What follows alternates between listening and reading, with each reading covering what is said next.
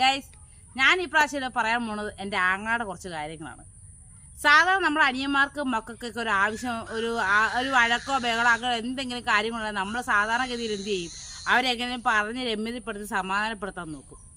എൻ്റെ ആങ്ങളെ ദിവസം നേരെ വിപരീതമാണ്. പുള്ളി വലിയ സംഭവമാണെന്ന് അങ്ങ് കാണിക്കും. ഈ മക്കൾ ഞങ്ങളുടെ സ്വന്തത്തിൽപ്പെട്ട കുറച്ച് മക്കൾ എല്ലാവരും കൂടി വീട്ടിൽ വന്ന് അച്ചാച്ച ഇങ്ങനൊരു സംഭവമുണ്ട്, ഞങ്ങൾക്ക് ഇവിടെ ഞങ്ങളുടെ വീടിൻ്റെ അടുത്തുള്ള പിള്ളേരുമായിട്ട് കുറച്ച് പ്രശ്നങ്ങളുണ്ട്, അവരാണ് ഞങ്ങൾക്കൊന്ന് ഇരിക്കണം അച്ചാച്ചാന്ന് പറഞ്ഞു. സാധാരണഗതിയിൽ അവനത് പറഞ്ഞ് മനസ്സിലാക്കി ആരും വേണ്ട പോട്ടെ, സമാധാനപ്പെട്ട് പോട്ടെന്നല്ലേ പറയേണ്ടത്. ഇവൻ ഉടനെ പറഞ്ഞു, സാരമില്ലടാ, എന്ത് വന്നാലും അച്ചാച്ചനുണ്ട് മുന്നിൽ നിൽക്കാനായിട്ട്, നിങ്ങളൊന്നും വേണ്ട, മുന്നോട്ട് പൊക്കോളാൻ പറഞ്ഞു.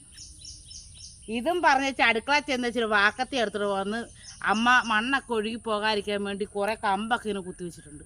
അതെല്ലാം വെട്ടി നുറുക്കി ഈ നീളത്തിലുള്ള കൊഴുവടിയൊക്കെ ആയിട്ട് സിംഗം നടക്കുന്ന പോലെ ഫ്രണ്ടിൽ പറഞ്ഞ് സിംഗത്തിൻ്റെ പുറകെ കുട്ടികൾ പോലും അച്ചാച്ചനുണ്ട് മുൻപന്തി നെഞ്ച് തങ്ങാന്ന് പറഞ്ഞു.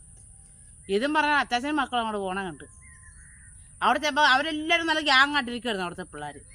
ഈ ചെന്നതിൽ ഉള്ളൊരു ഓലച്ചൂട്ടിൻ്റെ എത്ര ഒരുത്തനുണ്ടായിരുന്നു. അവൻ അങ്ങോട്ട് കയറി ചെന്നേച്ചും ആ ഇരുന്ന് അവന്മാരും നെഞ്ചത്ത് നോക്കുന്ന ഒറ്റ ചവിട്ടും. ആ ചവിട്ടും അവരുടെ റിയാക്ഷന് മാത്രം എനിക്ക് ഓർമ്മയുള്ളൂ.